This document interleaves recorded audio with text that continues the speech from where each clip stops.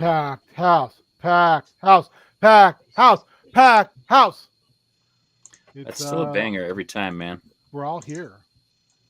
We are. Many bombs to you all. Bombs. Yeah. We were just talking about Mountain Monsters before we started. After we did anytime you see Tarm, you got to give her the 2-gun salute. That is now canon. Literally canon in Tarm's case. Oh, 2 of them. So Doug and I watched 2 episodes yesterday.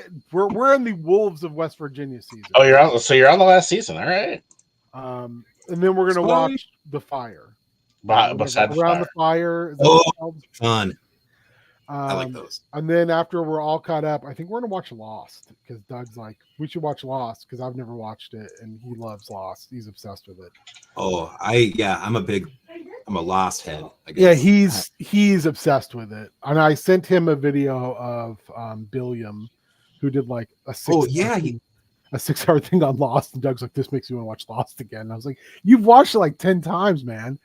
I will say, Benjamin, because it's shorter, and I know you still haven't seen it. Maybe you guys should do Andor first. Andor's so good. Yeah, maybe. I don't know if I can get him to watch Andor though. What? He's not Star Wars, is he? He's not a huge Star Wars guy. I mean, it's Star Wars, but I don't know. It's not. Or as Red Letter Media put it, it's the worst Star Trek we've ever seen. It's that good, but it's still in Star Wars. I've kind of given up on Red Letter lately. They've gotten to be. I pick and choose. Yeah, they become more like angry old man yells at cloud for me, and I'm just like, I get to the point where I'm like, I share a lot of their opinions though on some of remember this awesome movie from the 80s, and I'm like, yeah, nothing will ever be better than this thing that happened when I was a child. Do you remember aggregating an entire decade and thinking that it was just one year that was really amazing, and that's why nothing will ever? Yeah. Do you remember all of your friends for the entirety of K through 12 and how many friends you had and how hard it is to have friends when you're an adult, even though you still had the same core of like 4 to 5 friends when you were a kid? So we watched Red-Eyed Beast and Wall of Skulls. And Doug and I are betting how much none of this will be resolved. Now, we've also come to the conclusion, what if season 10 is the last season? And they resolve everything. The entire season is they wouldn't even remember what they left unresolved. Yeah.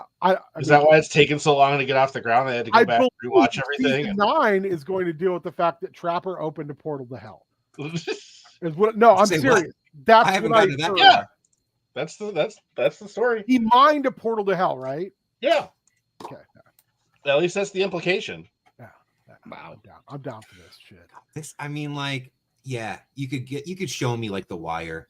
You could show me like Roots. Show me like, I don't know, North and South, whatever it is, but you're never gonna beat a Trapper digging a portal to hell. We watched The Beekeeper last weekend. How is that? How was it?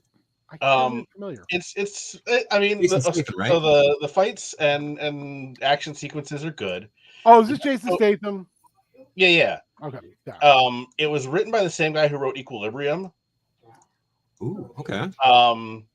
Who was inspired to write Equilibrium when he was like really depressed and went to an art museum and finally realized that like art could affect you emotionally. Like that's literally what inspired it. He's like, oh, art. I should write a movie about that. And then he invented who'd have thunk? And then he invented the whole gun kata thing like in his backyard. Oh God. Please anyway, be him like doing it in the back. Yeah, while his neighbors are watching. So this is where we're starting from, but it's basically like the whole thing is like super like boomer lensed in the most hilarious way possible.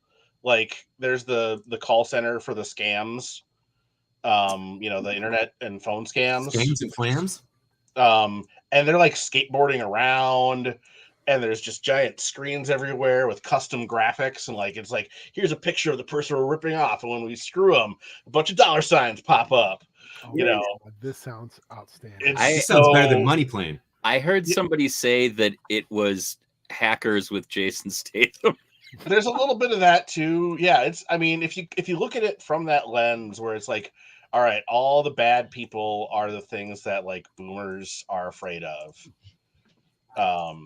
It's pretty hilarious, and I don't want it to stay anymore because I don't want to ruin like. There's a twist. Oh shit! There's a twist. Oh yeah, there's a twist. So yeah. Anyway, it's mindless. It's stupid. I like that type of. I don't regret having watched it. There you go. There you go. That's all good, man. I've been wanting to watch it. I just haven't pulled the trigger out. I did rewatch X and Maxine, or Pearl. Oh yeah. And I rewatched Wolf of Snow Hollow, which is nice. Even better. I dug that out because you've been talking about it so much. I need to watch that again. Which is better, even better than I remember it being. And then I watched. I watched something I watched the Stone Tapes for the first time. Oh yeah, that was very interesting. And then we're going to it's Spoopy Boys this week, right? Yeah, we're talking about Creep 1 and 2, which if you haven't seen it, I highly recommend it because Mark Duplass is amazing in both those flicks. I forgot how I rewatched both. The second one is so hilarious, so funny. His midlife crisis, so darkly, yeah. It has no business being as funny as it is. But he's so funny, and you already know the twist, so you're like waiting for the shit to hit the fan in that one. Yeah. But then, like, so disarming. Yeah, even when he's doing horrible shit, you're like, oh, but I like Mark Duplass. And then, like, with what you know of him from the first one, and then, like, just something horrible's coming down the road, and then watching this really kick-ass, capable protagonist, our hero, like, start to get like romantically entangled with him, and you're just like, no. Like him getting romantically entangled with her. Yeah. And like unexpectedly, and him being like, I don't know if what I want to do with this. It takes a weird twist. If you guys haven't seen them, watch them because they're like mumblecore, found footage-esque horror. And the whole premise of the first movie is that Mark Duplass hires a videographer off of like Craigslist to videotape his last 48 hours because he's got terminal disease and he has a son and he wants him to be able to see all this stuff. Yeah, that's bullshit. Yeah, he's pulling a My Life, and I love that he like, you ever seen that movie with Michael Keaton? and it slowly falls apart, and then you figure out why he's really hired this guy. Yeah. And then you're like, oh no, guy. Oh no. And Duplass is amazing in it. Yeah, he's so good as like this charming, disarming guy who's kind of weird and quirky, and then things just progressively go off the rails, and it's real off-putting in spots, in a wonderful, wonderful way. Because it's almost like you start to realize he is just fucking with this guy. Like everything is him just fucking with this guy. And then you realize, like, oh, this is just going to go all the way. The fucking with is literally going to go all the way. And then there's even like still like meta teasing with the audience, like after the big like resolution. It's just like, come on, this is so like, it's cheesy, but cheesy for the sake of in the best way possible. Yeah, it's like, I can't also without fluffy. Spoiling it. I can't describe it. So also fluffy. Yeah, dude. It's. I think it's fluffy. Cuddles, isn't it? I thought it was fluffy. But he's got that song, like, I'm just a big wolf. I'm not gonna hurt you. I may look scary, but I'm like nice as a bunny. It's so oh god, it's so off. It's so. My dad used to sing this to me. I just like I'm watching that. I'm like, if that was me, I'd be like, keep your fucking money. Come on. Oh, I would have noped out of that situation. Yeah, the minute like is like, check out this crazy werewolf mask. Let me put on and do a little dance for you. I'd be like, good. Yeah, I'd be like, I gotta get something in my car. Or wait, no. Before that, doesn't he completely disrobe and go take a tub? Yeah, it's just like the first time he put that mask and he's doing the imaginary bath with his kid. Okay, this movie, I'm ruining stuff, but it's so funny. It's so bizarre. It's so good. Yeah, if you want to talk about it Thursday, we'll be talking about it. All right. Beard, do you want to go first or you want to go second? You can get your stuff out of the way. All right, all I've got is I need to come up with some weirdo NPCs because some of the players are headed back to the external exchange, which, if you'll remember, has kind of got the Price Master, our D&D version of the Price Master, except for he sounds more like the Observer from Venture Brothers. Ignore me. In fact, I ended the last session with them hearing his voice say "sold." So I don't want to reuse the same NPCs. I want some new weirdos. New weirdos. Also, I'm trying to figure out who is this Topaz Dragon. Some of the other NPCs or some of the other PCs are going to meet on the elemental plane of water. I'm saying his name is Brine. But I need a personality. Because I was kind of thinking at first like a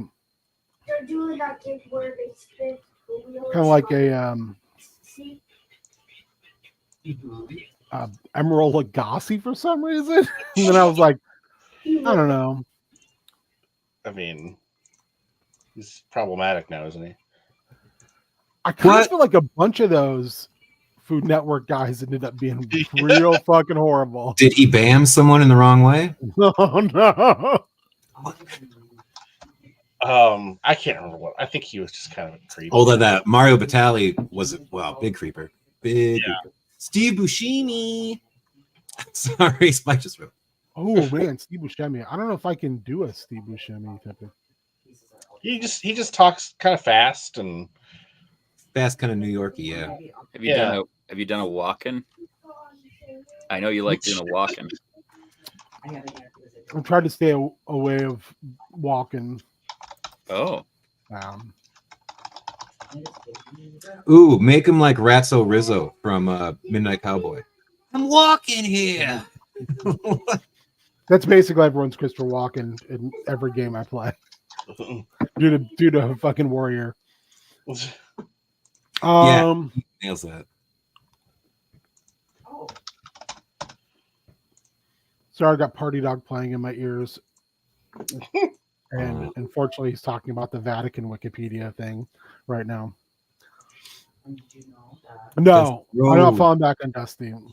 I'm trying to get better at like not trying to get out of my wheelhouse a little bit. Yeah. Because I have things I realize I fall back on. I'm like, it's a super comfortable. So like, what does this guy do? So they're like on a they're on a spell jammer, and they had to go into the the elemental plane of water to get some deep water. So they were with a Nereid, and she just jumps off the side to go get it. So it's just Nate and Warrior's character are just sitting on the ship. And I was gonna have this dragon just land on like the side of the ship, like almost tipping it, and you know, what are you guys doing? Type of thing. What are you doing here? Make him like Roger Corman. So he talks sort of like this. He talks sort of like this. Oh, hello. Oh, hello. Oh, hello. I don't have the boom in the voice like you do to do that. Oh. You've got such a good voice. As close as you can. That's nothing wrong with that. I recently watched what can only be described as a modern masterpiece, Chip and Dale Rescue Rangers, the movie. The new one? Yes. I loved it. Sonic is amazing. Seth Rogen voices someone, and then they have like 3 of his other characters that he's also voiced like show up. And I think Seth Rogen is one of those that if you listen to a video of him for 5 minutes, you can do a Seth Rogen or some like reasonable facsimile. I'm trying to think. Mickey Mouse. No, Steamboat Willie. Steamboat Willie. Oh, not Mickey Mouse. Yeah, you got to watch that. I didn't say that. Disney. Did you watch that, or did you listen to that Adventure Zone versus Moby Dick? Yeah, where they meet Steamboat Willie. He's not the other mouse because he doesn't have gloves on. Yeah.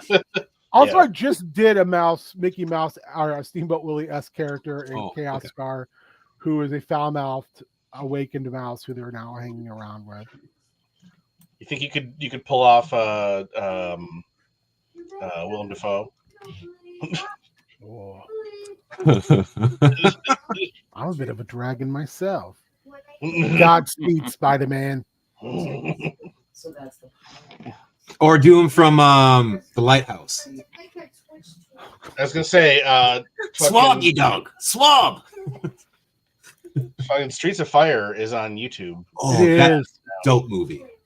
God, I don't know. For 20, someone reviewed it recently, and they're like, for 20 minutes, this is the greatest movie that was. Yeah, I don't remember who that was, but I remember seeing that same thing. They're like 20 and minutes. The impact it had on culture William side of it is bonkers. Oh, for real. For like how underseen that seems to be, it like influenced so much pop culture. It's insane. It created like it in video games alone. Streets of Rage. Yeah. Yeah, dude. Double Dragon, and all that. Yeah, all that. Yeah, the side scroller beat 'em ups. Like that whole deal is it's like, this is Streets of Fire. It's crazy. All right, I'll figure out that later. Let's get some NPCs really quick. Steamship William. I'm backing that by spite. Steamship William. You just gotta do Steamship Billy and do all the characteristics of Steamboat Willie, but just or Steamer Bill. Yeah, it's like sounds vaguely menacing. And then you could do him as Wild Bill. Steamboat Willie was oh shit. Oh, bro. And then all the players can be like, what is he saying? There was legitimate at least 5 times in those latest 2 episodes of Mount Monsters we watched where we both looked at each other and was like, I have no fucking idea what he just said at all. And the subtitles get progressively worse as the series goes. So what we gotta do here, bro. But I seriously love though how excited he is to see all the other guys and how touchy feely. I love like the weird. He always seems to want to hug and then like has to like maneuver into a handshake. Yeah, he's just coming out with too much energy for everyone. Also, like we've come to the conclusion that they should never shoot Willie in the night vision because he normally looks kind of crazy, but when he's night vision, he looks fucking terrifying. Yeah. His eyes are always like this. Yeah, he looks like he's definitely skinned a man. I think he's legit bet. Yeah, he's definitely tasted like human flesh. He probably came home with a necklace of ears. We don't talk about it though. All right, we got Steamer Bill. Who is Steamer Bill? I think that he has a plane. He has a. That he has a spelljammer, but it is like literally a steamship. Make him like a steampunk Popeye.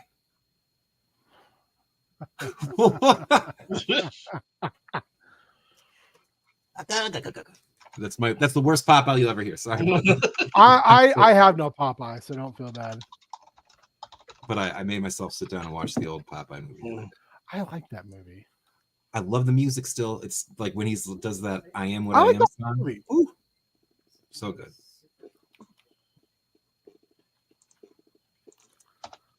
Okay. That's all I'm going to put down for that right now. Oh, and can, just for shits and giggles, he have like a big top hat and like there's a little door on it, and when he opens it, like a mouse pops out that he'll feed. Yeah, he's a space hamster. He's a miniature giant space hamster. The octopus at the end used to scare me too, Shaggy. No, yeah, crazy bad. That before Jaws became like a fixture in my mind of like, oh, there could be a shark in this water somewhere.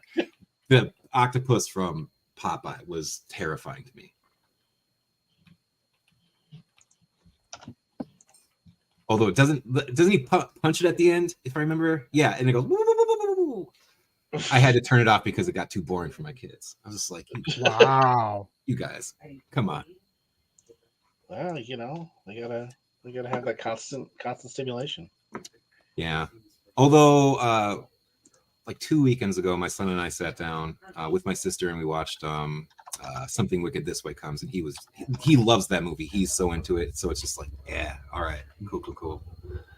Sometimes when it's, and he is, well, Furiosa was crazy, but he was totally into that. Like we were jamming on that the other day. That was so good. all right. Not letting you choose. What else? Steamer Bill. I love Steamer Bill. You should have pulled it. Yeah, because you should hang on to it. So it's the fact that it's That's right. Shannon's character, it's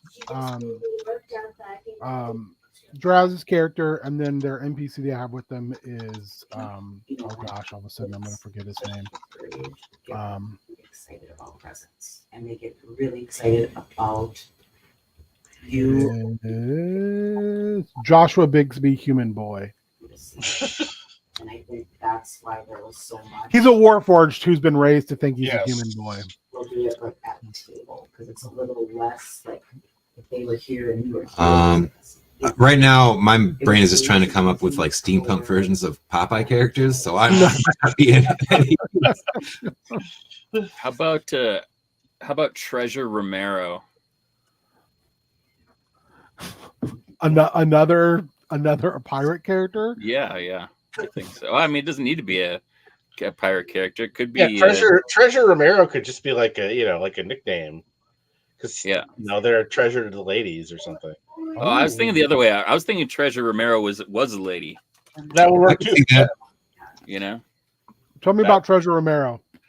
I think Treasure Romero is rather slight. I think that she's like the little sister to everybody on the ship. Well, they're on a ship. They're at like an exchange. They're at like a big like marketplace. Like I was thinking that she would be part of whatever Stanky Williams steampunk crew. Well, they're running into these people like at this exchange. Oh, okay. I love the idea though of Treasure Romero being like a vendor though. Yeah. Like I've got all these trinkets. That's why they call me Treasure, or something like that. I'm finding all this good stuff. Yeah, because I love the name. A slight woman whose entire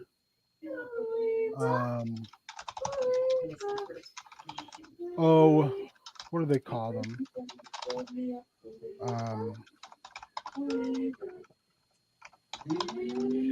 Contingent of porters are zombies.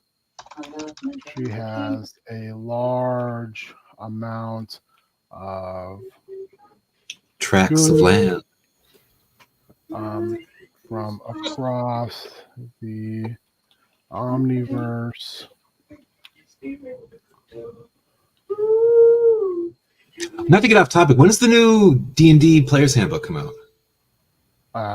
I'm not for sure. I'm a little like, there's stuff I'm intrigued by. So I kind of want to spike to your thing with CPAs. I have this thing. There's a Clutch song called Ghoul Wrangler that basically relates lawyers to ghouls. And I kind of want to maybe save that for Gamma World, that lawyers as a whole, when the Hadron Collider blows up, literally turn into undead, ghoulish lawyers. There's a line of that song that Martha, we've got a case of lawyers in the barn. Ooh. There's a video for it too, which is him killing ghoulish lawyers. It's pretty great.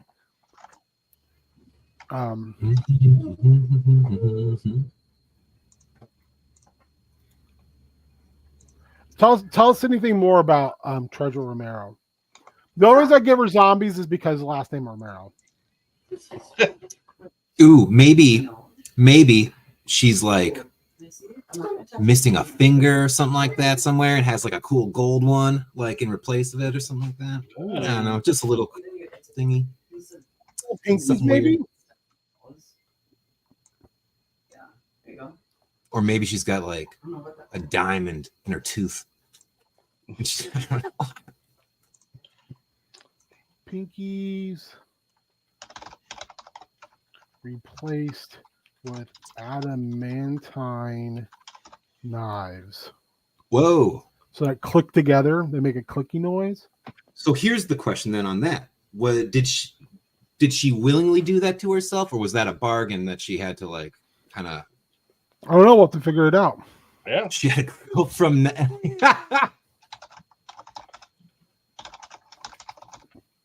Very nice. All right. I feel like potentially has what the PCs need. Okay. Let's do like 3 more and then call All right. so Beard can get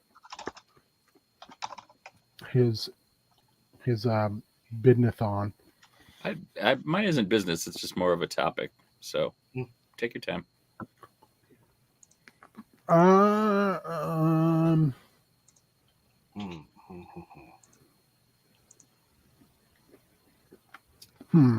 having a hard time thinking of anything today. Is there a Ronnie out there?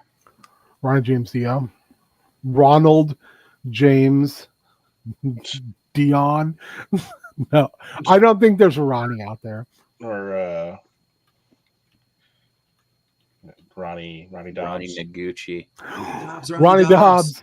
It's going to take me a long time to fuck it up. Let me ask y'all been brutalizing me. Let me ask you the most romanticized question. You want to get married? You need to clean the shit out of your ears. I mean, I guess you can't. I mean, having a Ronnie Dobbs and a Wild Bill in the same scenario is a lot. So, yeah, that's true. I think I do want to keep a Ronnie Dobbs in my back pocket, though. I do love me some Ronnie Dobbs.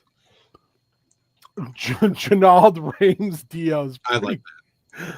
I think that one gets in there. Tell me about Janald should it be Janald Ramsey Dio? I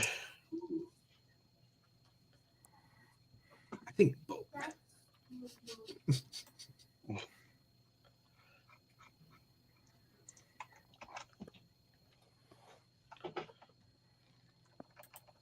Let's not go too far down the rabbit hole of. Oh wait, Rex O'Reilly's not a bad. I like that name. That's a very superhero name. Yeah.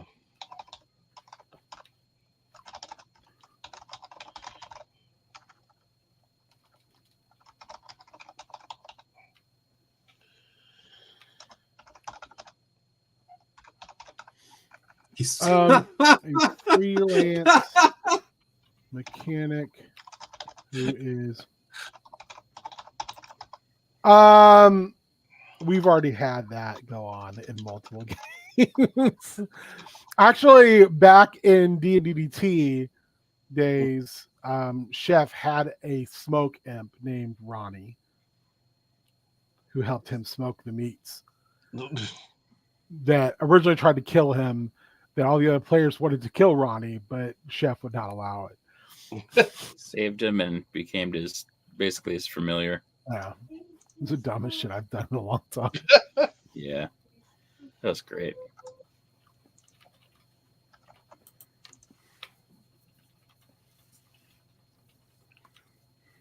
Well, so if you're gonna have a Dio analog, he definitely has to ride a tiger. And be a holy diver. So he's a paladin that rides a tiger.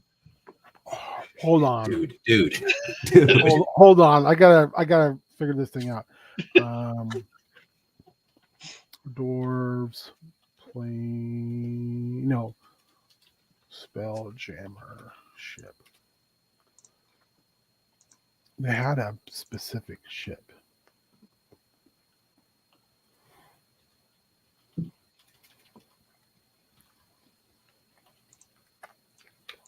Famous. Yeah, but don't let dwarf.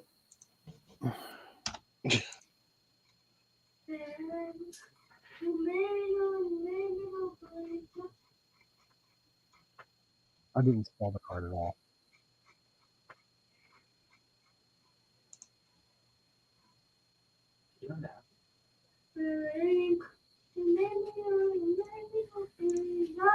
How was Maeve's birthday party?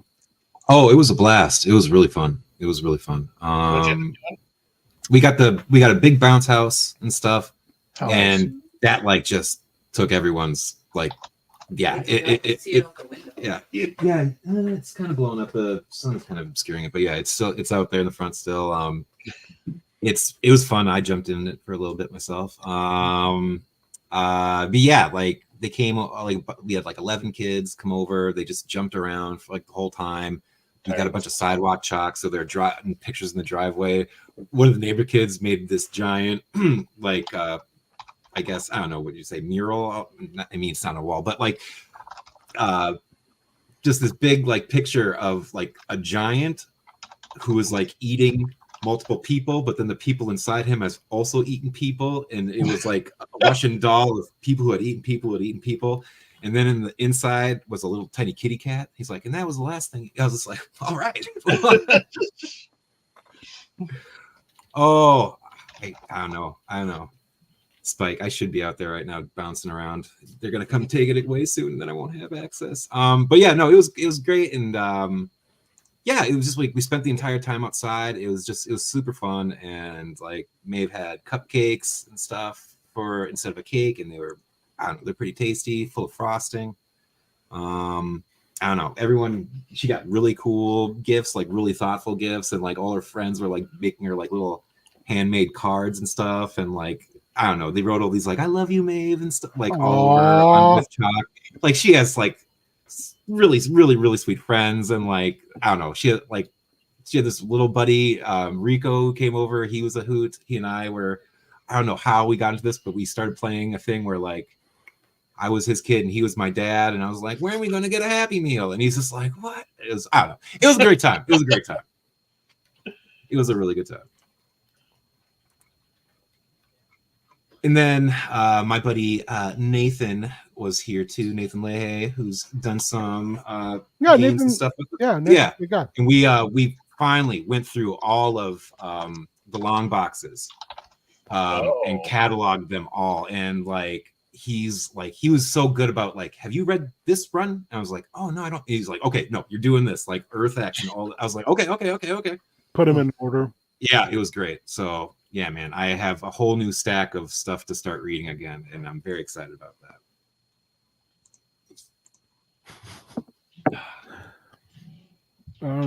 Now I want to put a bounce house run by goblins. That would, yeah, and it's all like patchworky, and like one of them has to work like a flume or something like that or whatever to keep it going, and like they're like taking turns like bouncing up and down on it. What if it's like a tame gelatinous cube? You son of a dude. That's so amazing. That is genius. Okay, what is the name of the bounce house? You know? Barry. No, like what's the name of the little stand?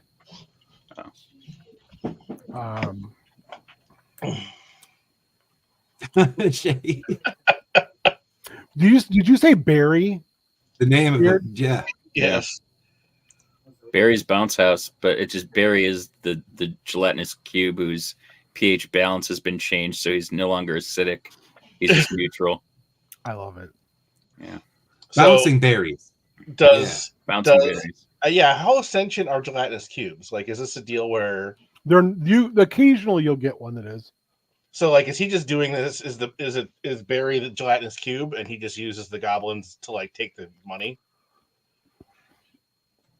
Or is it like, kind of like a, I don't know, exchange kind of deal, like where like maybe the goblins will like, they like totally supply him with what he needs food wise and take care of him, and maybe they like, I don't know, do whatever a gelatinous cube would find pleasurable to, I don't know, like, here, let's rub you with some stuff here, get your old goopy. I don't know.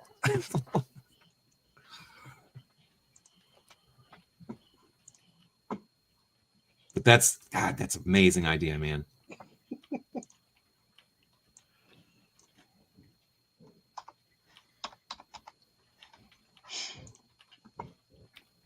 You could have like a little goblin, like carnival barker. Like, oh, I think like there's a bunch of little goblins all dressed. Here's the thing, though, is they portray the gelatinous cube as semi-sentient. I'm saying it's all the way sentient, and it's pickpocketing people when they go inside of it. Ooh. Like every so often, like someone will actually, like, instead of bouncing, they'll go in and then like, and then the money. What is the monster, James, that the kid came up with and won that contest that like forms people, like eats your memories and then makes versions of them, like attached by a tether? It's also like a gelatinous monster. A kid came up with that.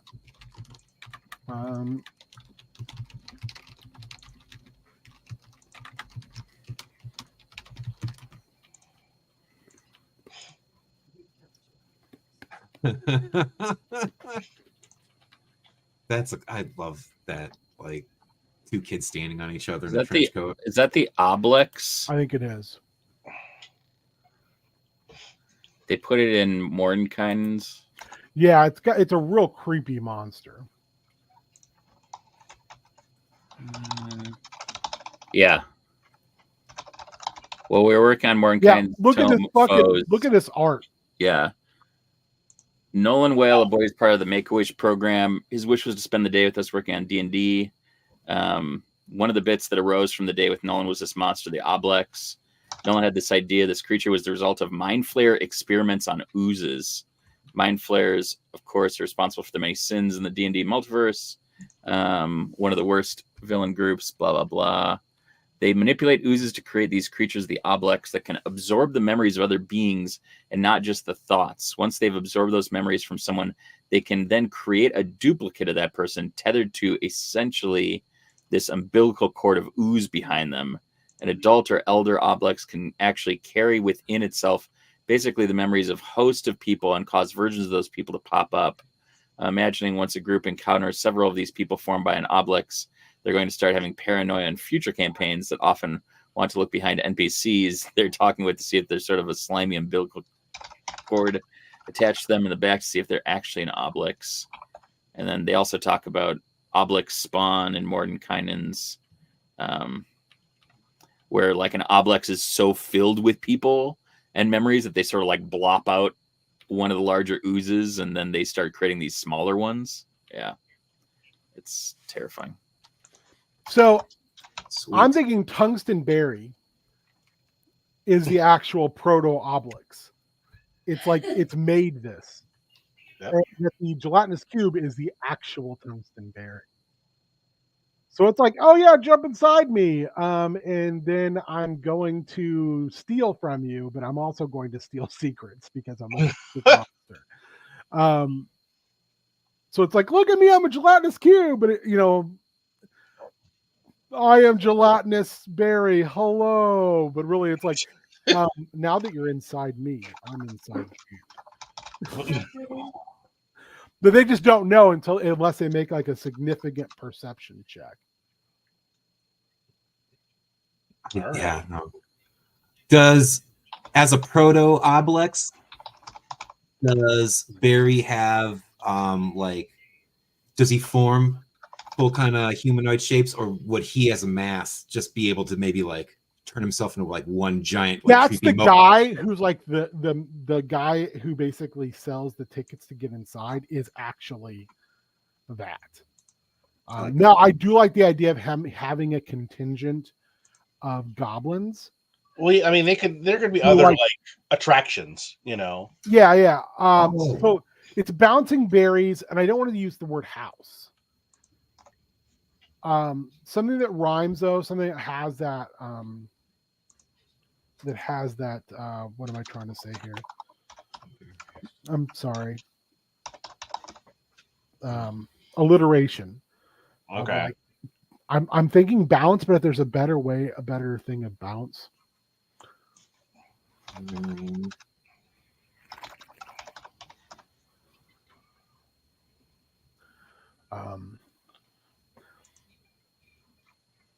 Bouncing berries, bumping bonanza. Well, it's not. It's like a bounce house. Yeah, but it's very big, so it doesn't need to be a bonanza or bazaar or anything like that. Hoppin' Hut. Oh, the jump joint. Jump joint's pretty good. Bouncing berries, jumping joint.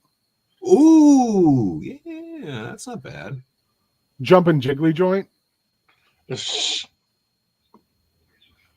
I kind of like that so far. The jiggle jungle.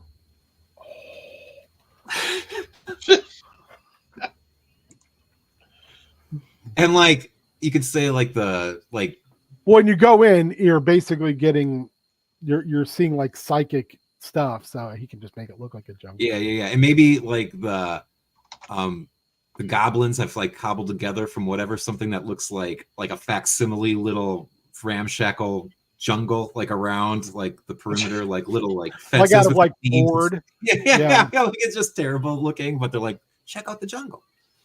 Slime shelter. Ooh, slime shed. I like the slime shed is like a knockoff that someone tried to make. We'll mention those like, oh, don't go to slime shed. That's not a even the goblins are like, you don't want to do that. Like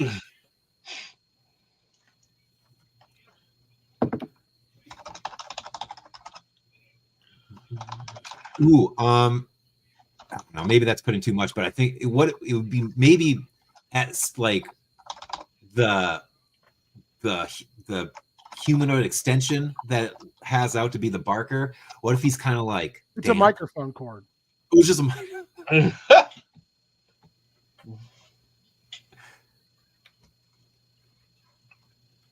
Bouncing Berries Bodega. I think about Bouncing Berries Bodega is like the side part that sells like merchandise and like way off food. Yeah, it's just gonna make you sick, but like it doesn't affect the goblins at all, and they don't understand why everyone's. It's like Adventure Brothers when Hank has that Hank's Grinders. What is this? It's a 10-cent bottle of sugar water that gets you to buy the grinder. Oh, come on, man.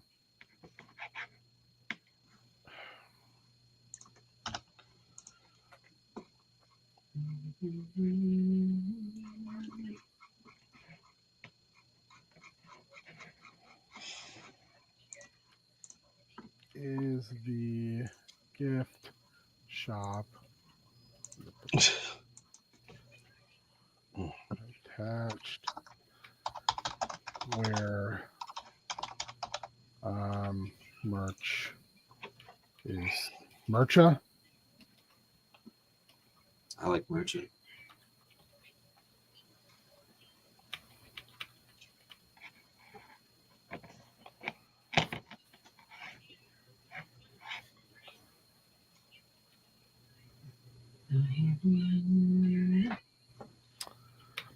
There is constant chit chat about who'd we say it was slime who had the slime shack?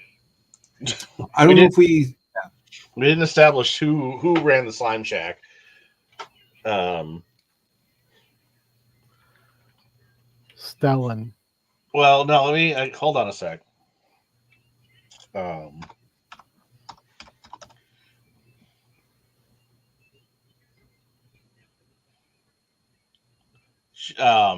Schned Frieder. Schned, yeah, Schned Frieder. Schned.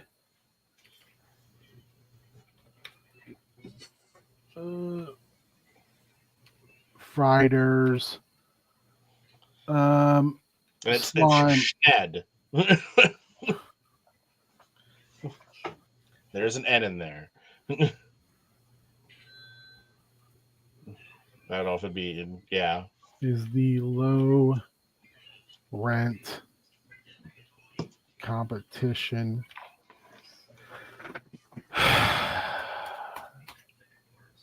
Man, I really hate this. Who they constantly talk shit on. Yeah, and if they go to the Slime Shack, Schned Frieder is just Fred Schneider from the B-52s.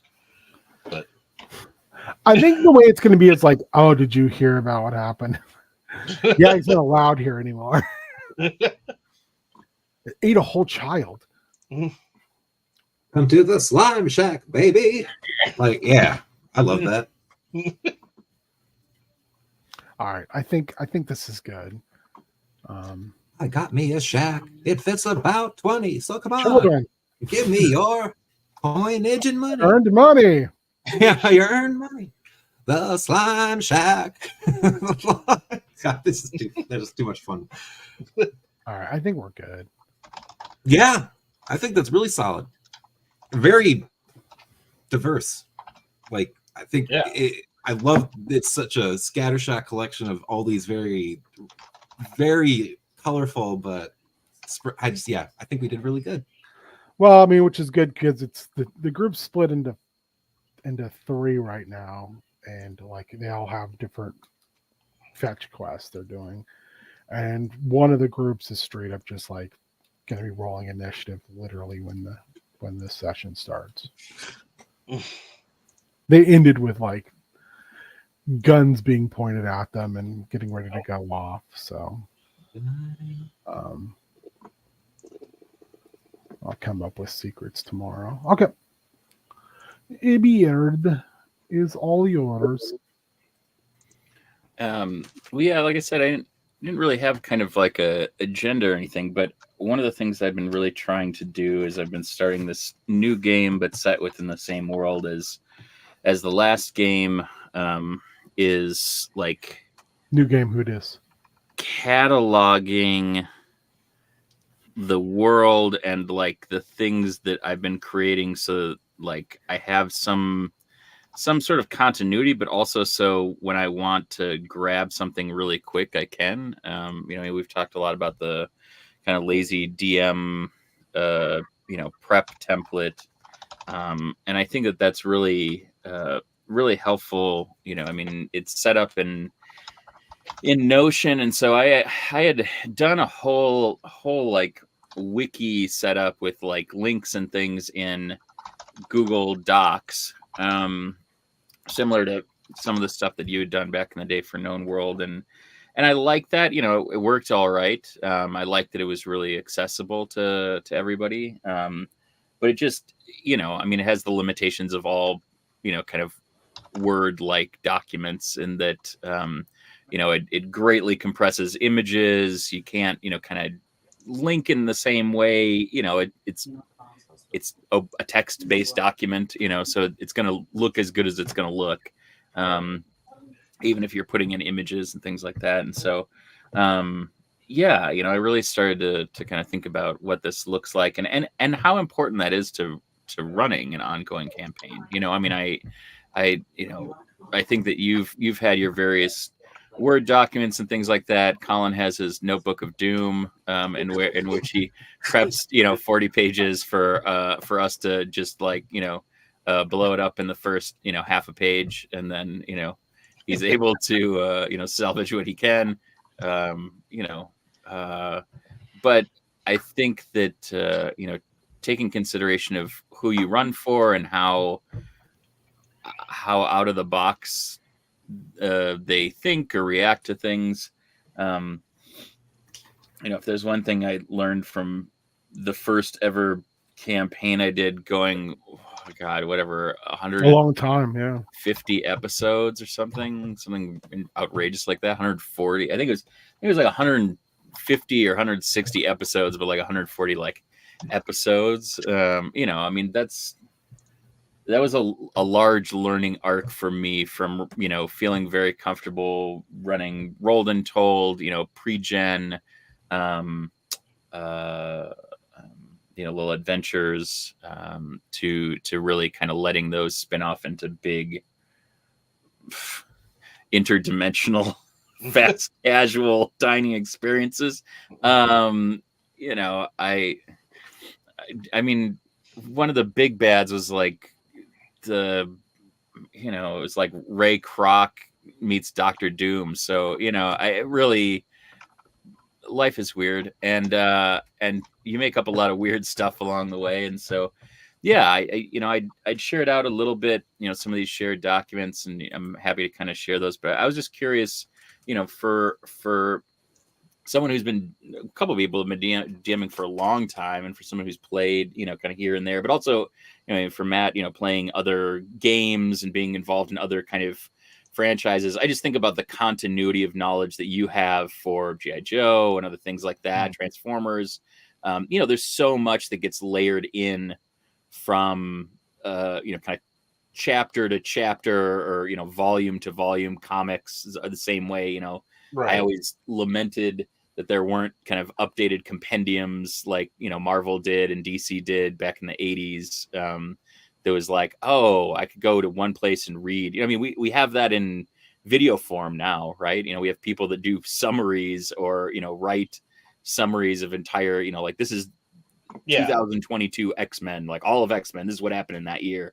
And so I'm trying to think about, kind of how I do that for my games in a way that's not prohibitive, but it's also like fun to navigate. And so part of that has been using Notion as a template. If folks haven't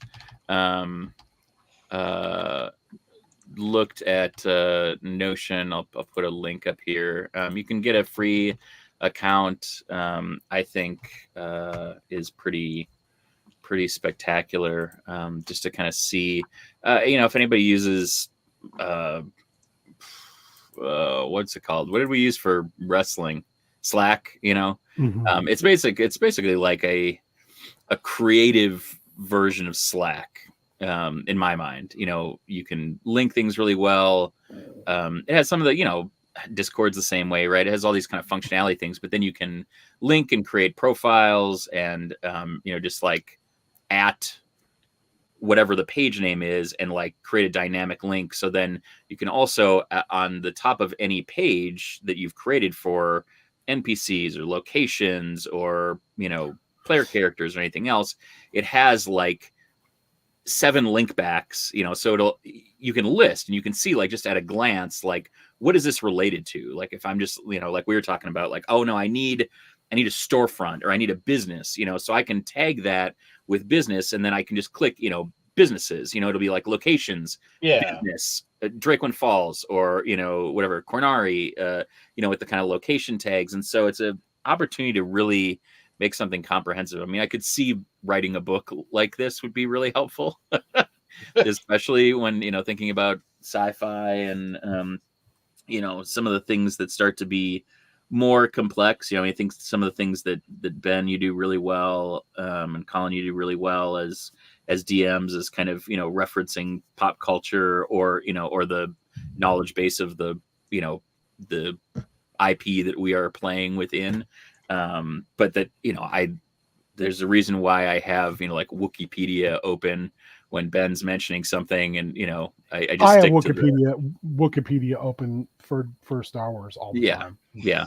I have to. But there's just, there's things that I don't remember, and I'm just like, okay, well, I don't want to be spoiled, but I also don't want to stop the game and be like, can you describe that alien? Because as much as that's kind of the charm of playing on streaming, and involving people, it's also something that, when the rest of the group is like, oh, and I'm like, oh, I just can't remember exactly, what that is. I want to make sure that I'm not kind of causing a drag on the game. And I think for anybody who's DM'd, to me, that's a constant anxiety, right? It's just that, that desire to not have to know everything, but to know enough that you set up the kind of collaboration and storytelling in a way that, you're not missing utensils. Yeah, it's all about accessibility. Or spice. That people can kind of, right. They can follow the yellow brick road, or they can, try to murder RoboCop, right? It's just, just all of these things. As you do. All of these things happen. So yeah, no, I just so I wanted to kind of like bring that up as a topic and just think a little bit and talk a little bit and maybe share a little bit about how we do that or where we draw those things from, because I like the exhaustiveness of Notion and being able to link and go through when we did Microscope, and just even going through and just typing in and creating a page for like everything without putting a picture or any of the description in. I'll just go through and do that, and then I'll go through the next level and like copy and paste like the things people have written, and then like go through and link everything, right? And as I'm going through and doing that, I can add more description to these places, or I can add more, to the characters or NPCs as we go along. And for me, it's helping me wrap my mind around this world that's kind of partially formed, but we really only got into kind of Drakewind Falls and the surrounding areas, even though we built out more of the content, and now building out the Dragon's Tail, which is like this archipelago out to the west of like 1,000 islands. It's also gone from something that is very dramatic, perhaps, or kind of exploratory, to something that is maybe a little silly, in that like all of them have at least one level of bard and they're a band, and like we've thought about that as well. They're opening for a band of genasi called Danny Breeze and the Boys, and there's like different genasi. I love that name. Yeah, it was from this great, again, right, from a great module that was literally, I don't know, maybe 10 pages long, that it was just kind of like, I was looking for something as a follow-up to Battle of the Bands, the Bardcore Brawlers module that I used for Extra Life a couple years ago when we did the kind of first Oops All Bard. Yeah, Shaggy hits in the head. Yeah, I was looking for something fun there that would kind of get us back to having a lot in the world to draw from. So we did another kind of 2 rounds of lenses of Microscope that were just focused on music things, venues, other bands, things like that. So now, the Notion is pretty fleshed out in terms of what, what we have in there. So, yeah, I don't know. Thoughts, feelings, shares. I think it just depends on, just from my very limited scope. I think it would depend on a lot of different. I think it depends on tone in some ways, like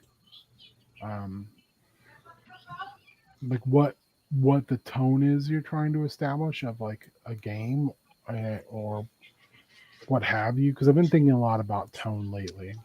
Yeah. And what like makes a game for me like enjoyable and what does not. And how some of that just shifts based upon like the dumbest shit. But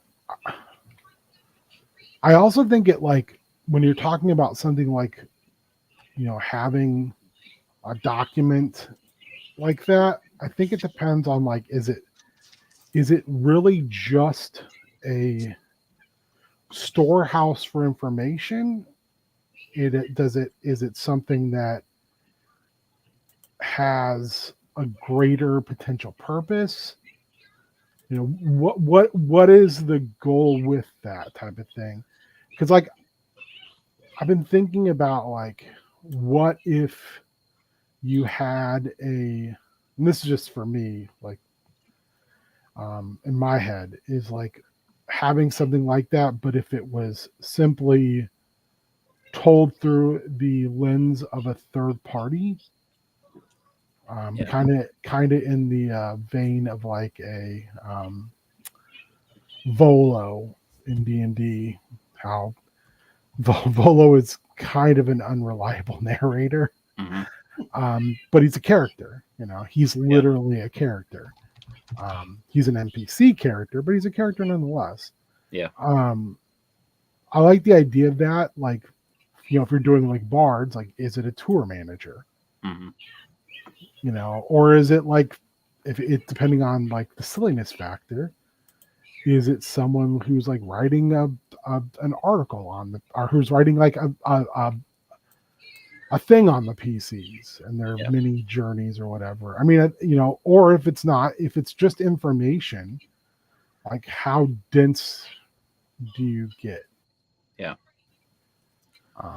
But like that's just kind of like what I've been sort of ruminating on a little bit of late. Like, you know, just like I had talked about, what was it, like a year ago, even maybe longer, of doing a game where we all play ourselves to a degree, and you know, we each make characters of each other. And you know, I didn't realize that that's like a genre in anime. That's isekai basically. And now I'm like, well, I kind of want to do an isekai D&D, you know, maybe like a 3-parter with like us. Of like, you know, oh, like it maybe like in a joking way of like, this is us as grown ass adults being in like the cartoon D&D world type of situation where like it is basically the Danny Glover of D&D of I'm too old for this shit. So, but I think it, you know, that's where like I think having something like a place that is basically a giant knowledge dump would be super cool.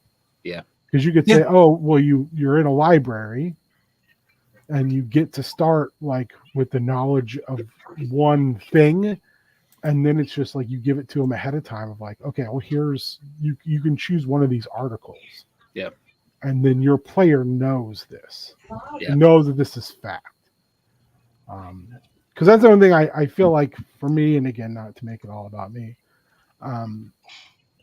but like I feel like that's something I started off like hot fire in like especially Chaos Scar and a little bit of DNO of, you know, here's all this supplemental fun stuff. Yeah. Yeah. Here's you like made the poster board postings for all the adventures, and you had. But also like in Down Outlands, there's like, you know, journal entries. There was a newspaper. There was all this weird stuff that like the PCs like now they're like, oh man, I really missed that, and I'm like, that'd have been cool if I would have known that when I was spending all this time doing it, because I got to a point where I was like, no one's paying any attention to this, so why am I wasting a bunch of time doing it? Yeah. So I like the idea a lot, but I also like, for me, it's kind of going, will I just get burned out on doing this? Yeah. Yeah. You're way, way, way better at the well, I also love Microscope and doing all of this dumb shit, you know, and I think that the thing that's gotten me hyped about it is Notion started doing this thing where you can publish. Basically, you know, it's just basically like publishing, you know, like a WordPress. It's totally free. So like you guys can look at this online, right? So when I update this, I can, you know, I can unpublish this, but then I can republish it and like update these things after each session. So these things are on here. So this, you can just navigate like a site. So like I have like links for PCs and then not for PCs. You know, this is like my kind of back of house type of thing. But if you click into here, this is like the Bardcore Brawlers. This is everything from the PDF, like the different things you can do for band, like when they're actually doing Battle of the Bands, because that operates differently. They have like a shared group, similar to kind of like Battlefield, you know, kind of like armies type of thing. And then you know, this was basically our sessions from our last piece, and then I can start to link in, you know, different places here. You know, these will eventually have, you know, links to their player character sheets that have like all their stats on it. So if I need to bring those up for anything, I can. Here's like potential tour stops. So like not all these have populated pages, but I have like the name of the city in the like kingdom or whatever, and then those are all linked. And then I've started to look at actual kind of venues in these areas, so these can all link out to Bronzino is a small town that's very popular, and all of this is from our microscope. And then there's a community center, shelter, food hall called Sanctuary, so I can look into that, and I can click into Sanctuary, and it tells me like exactly what it is, and I know that it's a location, and I know Bronzino is a location on the continents from the Drakewind Falls game, so I can start to kind of like populate these a little bit, their potential set list, which is ridiculous. And then like I have NPCs, which really the game came together for me when I found a Drow Barbie Photoshop online that I thought was very funny, and I was like, oh, that's who that person is. So it's an NPC, it's related to Danny Breeze and the boys. And so and the campaign database will have all of these things in them, like literally all of the different tags. But then you can look at these by kind of chunks that are kind of part of our items and lore. Bye, Shaggy. NPCs. Oh, thanks for hanging out, Shaggy. Have a good one. And then all of these are they're silly bands and other things like that. And that's stuff that I not for games, of course, but I would keep all that stuff in stuff like this in OneNote. But I realize it's a Microsoft product, and where we're at these days with that's not that useful. I think it's hard too, because it's like it depends on your level of investment. And I have kind of got to a point where like I'm an ideas man, Michael. Remember Fuck Mountain? I love the imagination portion of making things, but I've gotten a little to the point of like I don't feel like I'm willing to do a whole lot else beyond that, because I don't feel like the people I run for give as much of a shit about it. So I'm like, well, why am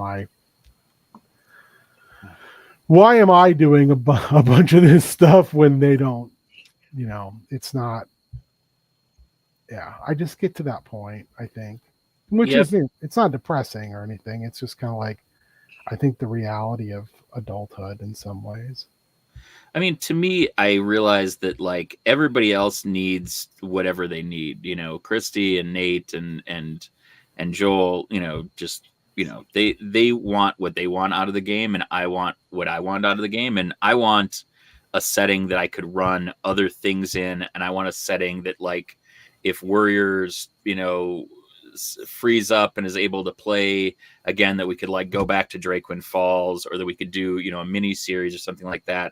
I got tired of games ending and having to like completely reboot, and I was like, well, then this is mine. Like the development of all of this and the cataloging, all of it being exhausting, is also so I could be like, hey, does that something that like really stresses you out, or you haven't played before and you're a little anxious about that, like that you can hand somebody that DC or Marvel, like here's a basic knowledge of all of this, so that if you want to go in, it's like those Star Wars illustrated books, that you can just go in and immerse yourself and catch up, or find a hook or a place that like you really wanted to play in or run in, or that that these microscope documents stop being these abstract Excel sheets, but that like when we're dropping these seeds throughout. I mean, even for me, right? Like all the people that we play with are brilliant, right? So when Joel and Christy and Nate and Warrior have been spinning these yarns that span hundreds of years in this history, and I can't keep it straight, it's fun for me to discover like, oh, that like this is something that like Joel dropped some lore, that I'm not paying attention to, but he has in the back of his mind when he's making decisions for this character based on this, forge that was, you know, tucked into flora and fauna, or two flora, two fauna lens of microscope, you know, 2 years ago, 3 years I think ago. if you've got people who are actively like putting that shit in a Notion, knowing I don't that, think like, that they, I mean, they're not doing it, right? You know, like we've already done it, but it's all just sitting in that Excel document, you know. So for me, copying and pasting and me kind of threading it together for me, I mean, I would love that they enjoyed it, and they were like really stoked when they saw that, you know, like they added that publish feature so that they could, you know, look at it without it needing to be in like a kind of a Teams Slack, you know, esque thing, like, and everybody has to have their own account, and, you know, you have to, you know, have a Notion space or whatever, team space in Notion. It became a lot more accessible, and I think a lot more exciting to them. And, you know, I'd be happy to kind of take the reins off and be like, hey, if you want to sign in and do all of this, you know, here's the kind of, you know, prescription for how, you know, these things are set up. But I'm also happy to just, you know, when I need a break, take 20 lines of the, you know, Excel and just populate pages and copy and paste the stuff in and just, you know, hot link it so that I could go back and be like, oh yeah, I could read the story of this, or I could click on all the Drake Wind, or I could look at like a period of time and get everything during that, you know, that period, you know, for microscope, right? You know, like since that's one of the kind of timeline things. So I could add that as another tag. And then, you know, everything that's tagged this era, I could, you know, bring that up if I want to say, oh yeah, and during this period, this happened, or, you know, we don't actually have a whole lot during this period. So let's do, you know, I'm going to do a flashback and have these people like kind of describe what happened to their, you know, their ancestor, or their, you know, whatever. So it helps. I think it'll help. I think it will. I think it's super interesting. Yeah. But I mean, to me, it's all the rudimentary stuff that you do in Minecraft so that you have like a civilization. You know, it's like doing the farming and like feeding villagers so you can have more villagers isn't exactly like the sexiest thing, but it like propagates all of these, you know, these other things happening that like create a more rich experience. I think that's the weird thing too, is like I love the grind on games like that. Mm-hmm. But when it comes to like D&D grind, I'm kind of like, I don't know if it's maybe just too much. Maybe I'm a little like burned out or anything, but just kind of like, I don't know how to put it effectively. You're exhausted. I'm exhausted. It's exhausting. That I'm like, yeah, that I'm like, I just don't want to like put that sort of effort into it to have it go tits up. I mean, yeah. Do it. And even though it would be extremely beneficial, especially in a game like D&O where it's fucking half the time I'm like, I know you met this guy. Who is he? Like, you tell me who he is because I don't fucking have a clue. Well, they're like, well, you made him, and I was like, so I can't remember my fucking own name like half the time. But I think it's a great tool, and it makes me go, God, I wish I was more motivated to do that. But like, I also like, God, I wish I was more motivated to do a better job with the YouTube channel. You know, I'm just kind of like, I guess, and this is just me maybe ranting a little bit, but I remember a time when it wasn't just us doing a bunch of that shit. And like, we had other people who there were other people. Warrior did it. I mean, Warrior did all of that shit, you know, but beyond you and me and Warrior, I mean, not counting like the Zach and Christy, like all the board games and other things that they do, you know, like it really wasn't.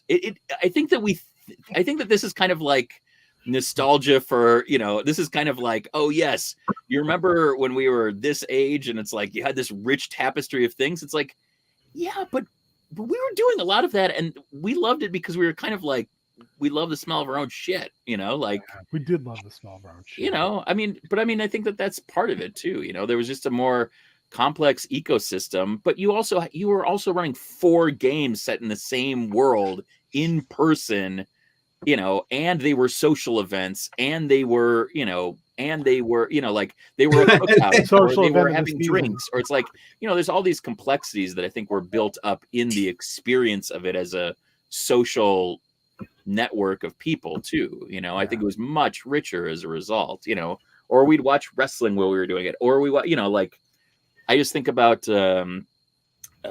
what was the Dragonfire, you know, like when we played that, you know, all together, or, you know, it was just a broader group of people too, you know.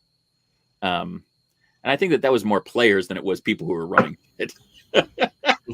Yeah. Or, you know, publicizing it. Occasionally I'll have people go, I got this idea and I want to do this thing. And I'll be like, fuck yes. And then I'm like, then they never say anything more about it. And I'm like, okay. Okay. Yeah. I love it, honestly, but I'm also like not sure that I could do it. You know what I mean? Does that make sense? Yeah. I love the idea of it a lot, though. I like the idea of like having this really fucking cool, like, running record of all that. It reminds me very much of like, and this, I mean this in the most positive way possible, of like when Michael will come on and be like, I'm putting all this together not because I want to run games in it. It's because I want to be able to use this as a platform to write, you know, and to tell stories. And like, this is, and I'm always like, holy shit, that's really cool. It's possibly overly ambitious, but it's neat. I think that what's great about that is it there's no commodification of it. Right? He's not making content. And I think that that's why I find this really gratifying. This isn't about making content or the expectation that it will be content, but that the expectation is I will understand this creative thing better, and that's a worthwhile use of my time. I think it's great, man. It's like building like a show Bible for all for the players / I think it's I for someone who writes just dense amounts of stuff that like maybe like 2% of it will make it into a game sometimes. Yeah. Like I love, even though I know a lot of it will get thrown away, I love doing that just for myself because it keeps me on my toes and I know where I can be, and it helps me even. I feel like when I have that dense backstory, even if I don't like necessarily use all of it, it helps me even sometimes stay better with you know, doing the improv and things like that, and going where the players want to go, because I can still like, okay, well, I'm going to take this and still insert it in, but you know, it'll take this new route with it. I don't know. I think this is great. Also, like I think this could also be a really good tool for like informing like what kind of a tone, like we were talking about tone earlier. I think this could be because through how your descriptions are and maybe how you are deciding to do the set dressing for your story, like you can make it take on like somber tones, or maybe have it be lighter and more airy if you want it to be maybe a sillier, looser game.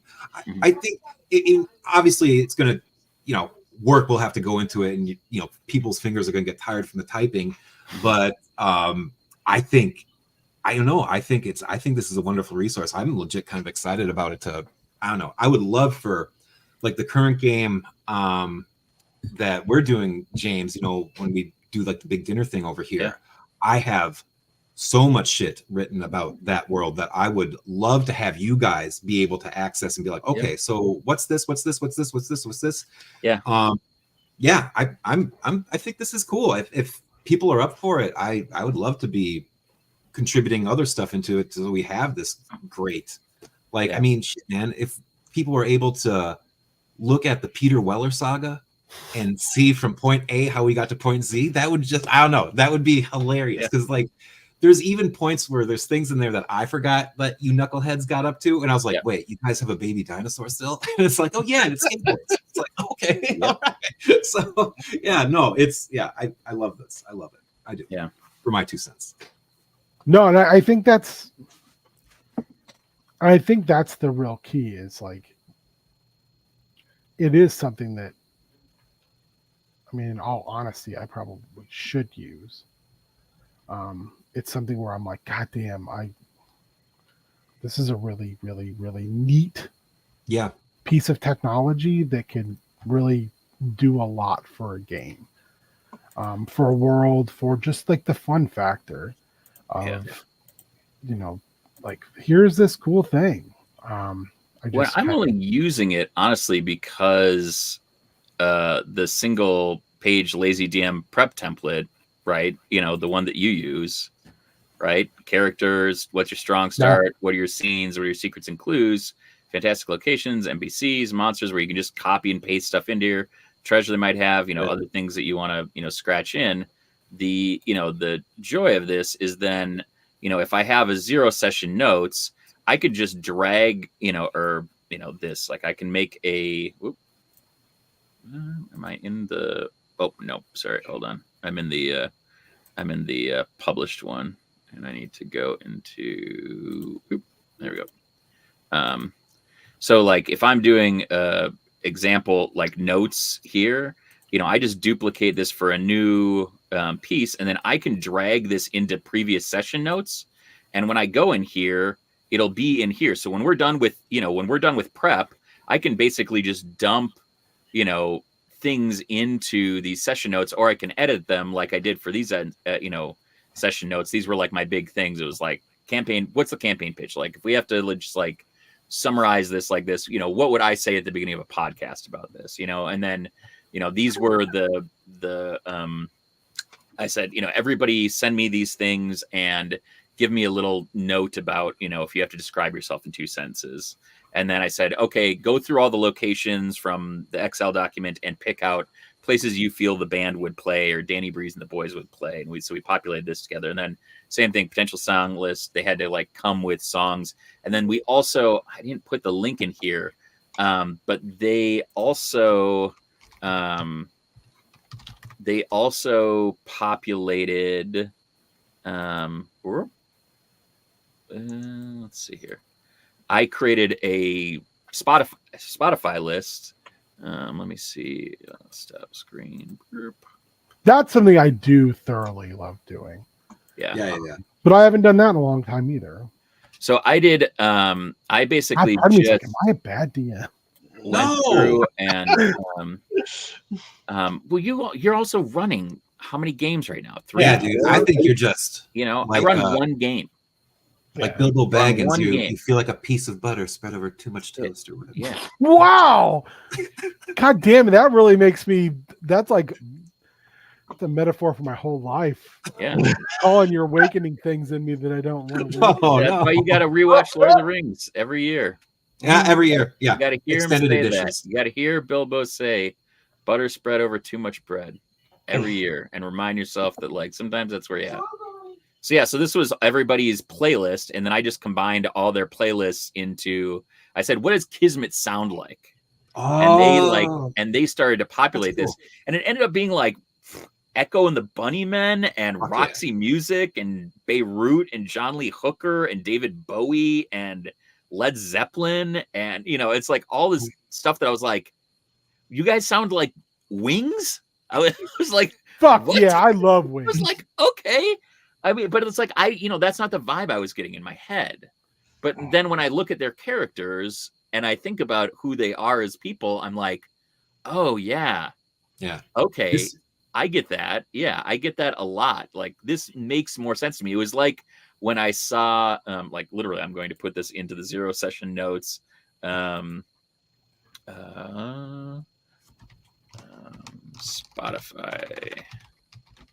playlist link.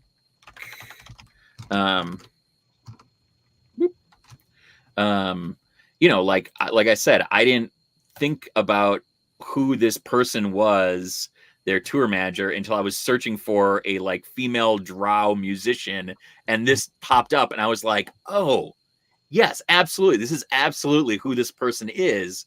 I do love And that picture a lot they more like than I should. they all had to say how they knew her.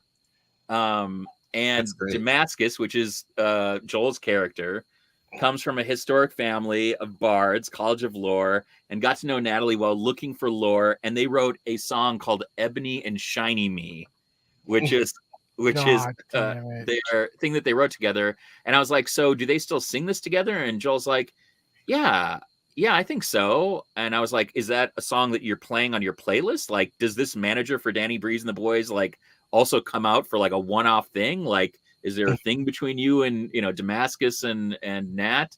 And it just like started, like all the stuff starts unrolling because I had to find a picture so that when I went to our NPC tag and went into this, that like when they click through to NPCs and bands, that like, you know, we start to have them, right? Like all the Genasi have their own, you know, little thing.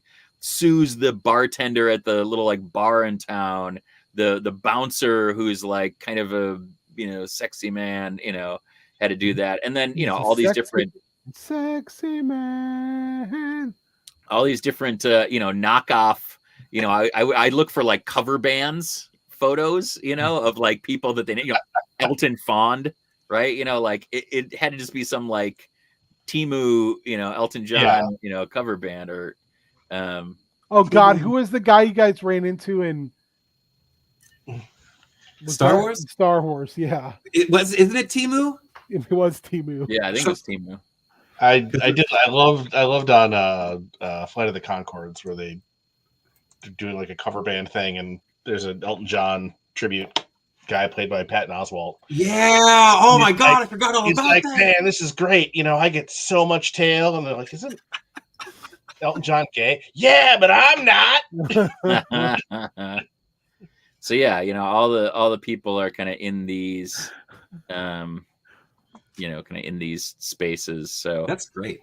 Yeah, and I had started making one for, you know, D&DDT and Drakewind Falls. I think that I'd shown you guys maybe my D&DDT one, because I think that was a that's actually a like a docs one. D&DDT. Yeah, I was like, oh nope, that's bringing me to proprietary things. What could be really fun, especially with this and having the players have access to it, is like, and I don't know, you know, maybe this could fall kind of maybe under like, I have to do homework for my game, but like give like a post like game like review or like synopsis, but like with their in the tone of their character and stuff like that, and then like that could just, so then like you could be like, well, how did this go for this character's perspective? Yeah. I don't know. It just. And maybe that's me getting way too nerdy about it. For our Thinville game, he was a bard and he would like write from his perspective. Or I think Zach had us do that for the Red and Pleasant Land, and Harry Hoppington gave his very skewed version of events. That was a thing that that came from God, I can't think of who it's. Somebody that Zach and I both enjoyed was running a West Marches style game, and they talked about how they would decide as a group every session who was going to tell the tale of their adventure, and then every so often all the people involved would vote on what the best tale was. Oh, and cool. Then that group, the next time that person played, whoever they played with, that group got a bunch of bonuses. Oh, fun. That's cool. So it was kind of gamified a little bit. What I find, and I said, you know, when Zach and I talked about this, I was like, my only issue with that, because I absolutely fucking adore that idea, is I'll never get anybody to do it. They'll just be like, well, that seems like a lot of work. And I'll be like, it's not that much work. Yeah. Or even just recording an audio of it. Yeah. Well, if you just want to DM a game just for me. I'd be thrilled. I mean, don't get me wrong. There are significant numbers of times where I'm just like, I just want to DM games for people who truly, truly, truly want to not just play, but who want to get like all in deep in the fucking weeds of it. Make a world with you. Yeah. Yeah. But at the same time, God, I feel like I'm just bitching. Hey, Ben, you run 4 games. Yeah. And you deserve to bitch because you're one of 2-3 people that run games on a regular basis. Like and every you've got like what other week, podcasts on top of that. Week. Yeah. I think, dude. Give yourself a break. Bitch. And it's not bitching. It's like this is prep school, right? This is prep is understanding what motivates us. And that's why I really wanted to talk about this, because like I struggle. I mean, I told you guys, like I was struggling with whether I wanted to even run the game because I just wasn't feeling inspired and I couldn't figure out how to like get the hook for me, because like you can't, this is the like you can't fill glasses from an empty well, and to me, doing this shit, even if nobody else ever sees this, right? Like this is insane. Doing this for the D&DDT group is insane. I literally I have music. I have locations that we're at. This is 104. Look at this. This is dumb. Spirit Carnival. What dreams may come. I have all of these things set up. Who my NPCs are. Like I was doing all this without Notion. I mean, that's how insane. New Kings Bay. There's a place called New Kings Bay. This is dumb. This is dumb. It wasn't New Kings Bay that was all the way back in DDT. This is D&DDT. This is a wiki for all of D&DDT. I have all of the active players along with all of their stuff. I have it linked to the website that I created. Nobody goes to this shit. Nobody fucking goes to this shit. I still own this.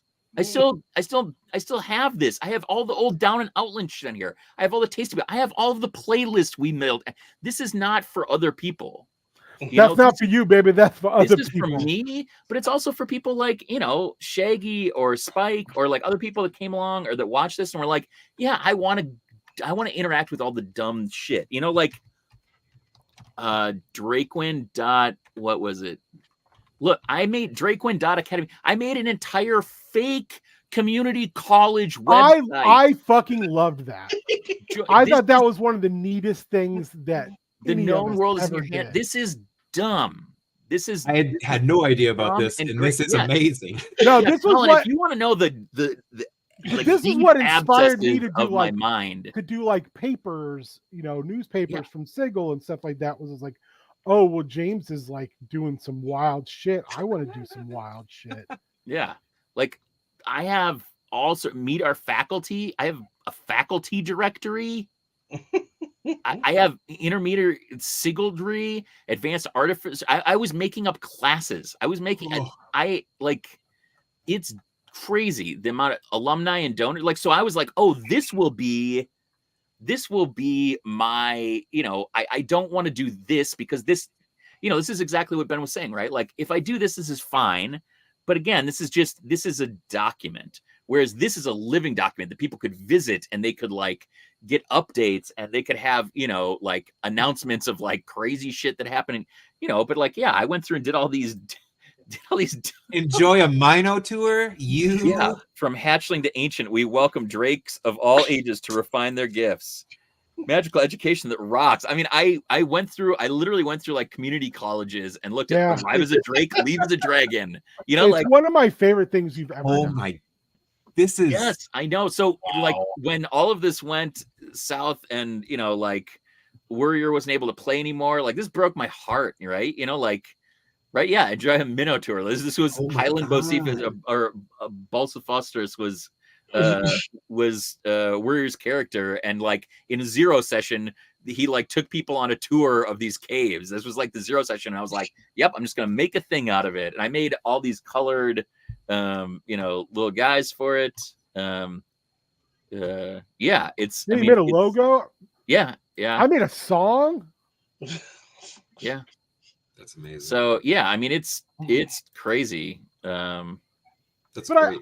This is the thing. Like, I love shit like this. Yeah, me too. I just don't ever find the buy-in by everybody else, and then I eventually am just like, Yeah. it's like, what is the kill your darlings? Yep. Yeah. And I agree with that premise. But Yeah. man, sometimes at D&D, it feels like your darlings are getting killed nonstop. Yeah, I know.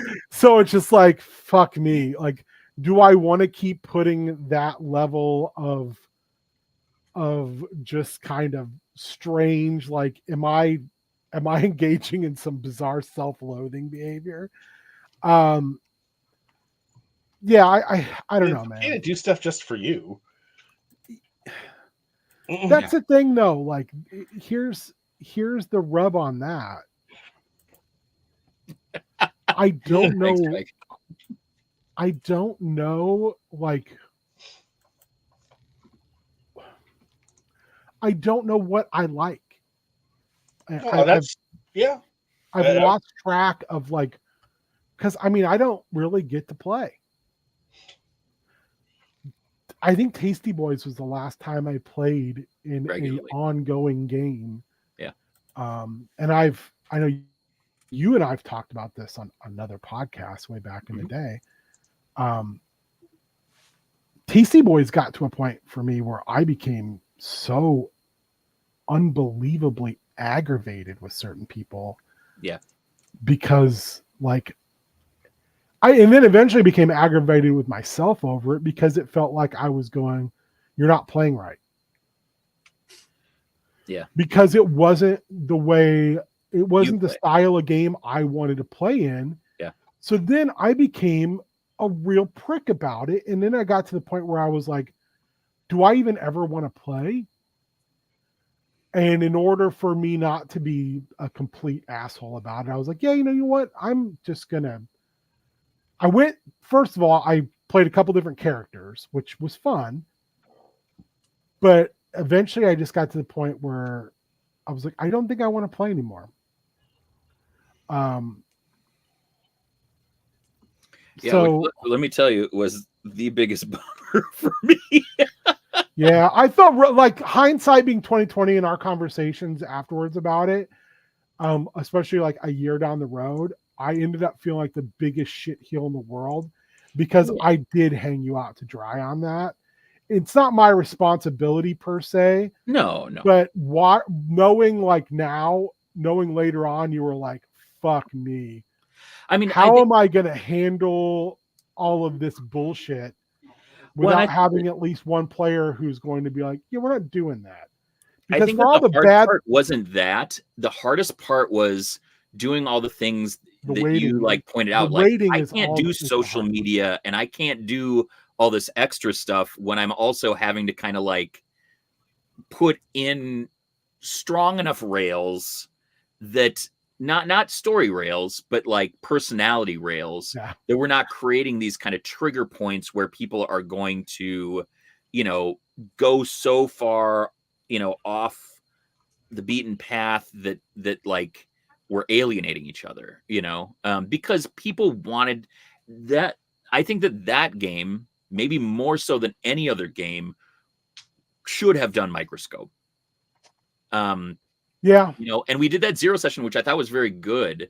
But I think that the challenge was, who was there for the Zero session and who ended up playing in that game was also very different, Interceptions. And I think that's fine. I find that I also prefer pouring more effort into stuff when other people are involved. Drag my feet hella hard when it comes to shit for myself. Yeah, it's hard. To me, I think that the best thing that we could do, to be honest with you, is I would die to restart Drakewind Academy in this setting and keep going and do a launch at Extra Life and have you play as a regular and have some of our other friends that are like super into it play as regular and just see what you running one D&D game and one Star Wars, or, whatever, but like allowing yourself to play and like for all of us to invest for 1 year into this and be like, we will post a social media thing about it. We will add to the goofy website or the Notion or whatever we end up doing, and just try that, because I think that's the other thing that always is challenging, is I think we come up with so many ideas, and then because we don't have the energy to do them, we do the same thing that we've done because we don't know what we like or if we'll like it enough to like nurture it. Well, and that's hard. I think that's a really hard thing to anticipate, because you only have so much energy, Well, and I'll use the example like of Chaos Scar. Chaos Scar came out the womb, just like blazing hot. Yeah. There for a while, I was like, am I gonna have to run extra games a month just because people are like, but I want to play, but I want to play, but I want to play. And as soon as we moved to Discord, I have 3 people who want to play, but they want to play. They would play every week if they could. So for me, it's kind of like, do I not want to run that? Yeah.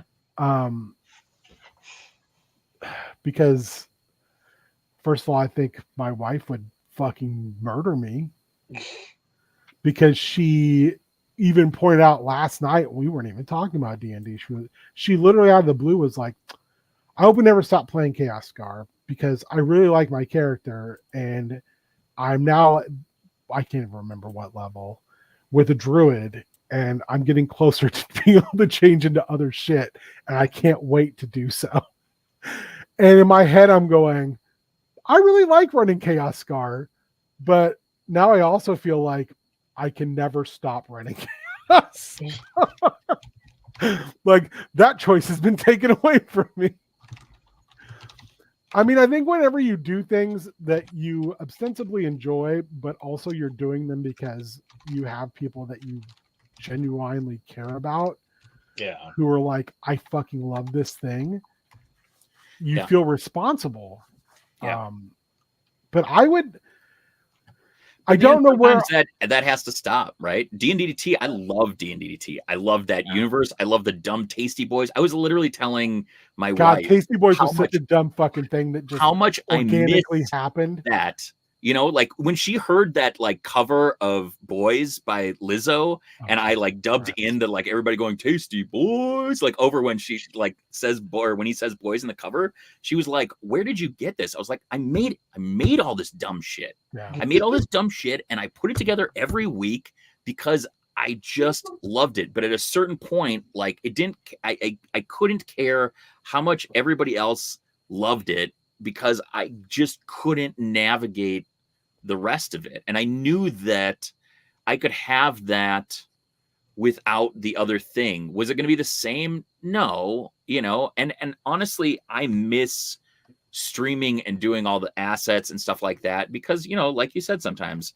even if you have to miss one, like the game still goes on, like if somebody's not there or whatever, because you just all agreed that that's what's going to happen, and it's not like it was worse. It's not like people bailing or being gone for entire things, or like multiple people being gone for 5-10 episodes while they were traveling or doing this, or work was busy, like made Tasty Boys stop, right? I mean, we had Miss JL join, and like all these like fun people that maybe wouldn't have played with us if we didn't say we're gonna put this fucking thing out.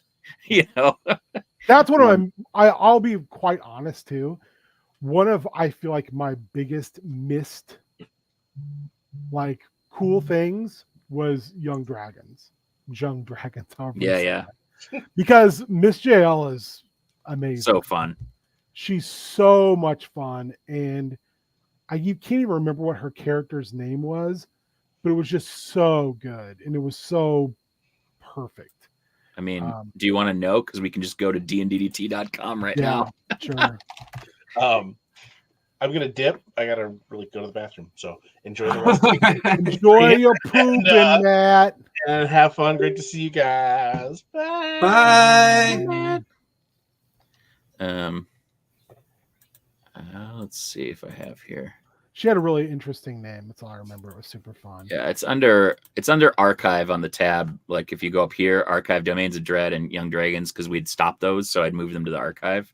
But yeah, I have Taken It to the Streets 3-parter, What Lies Beneath 3-parter, Kings Bay 3-parter, Strange Interlude. We'll see if her. You know what else was really sad? What? I can sort of remember some of that stuff.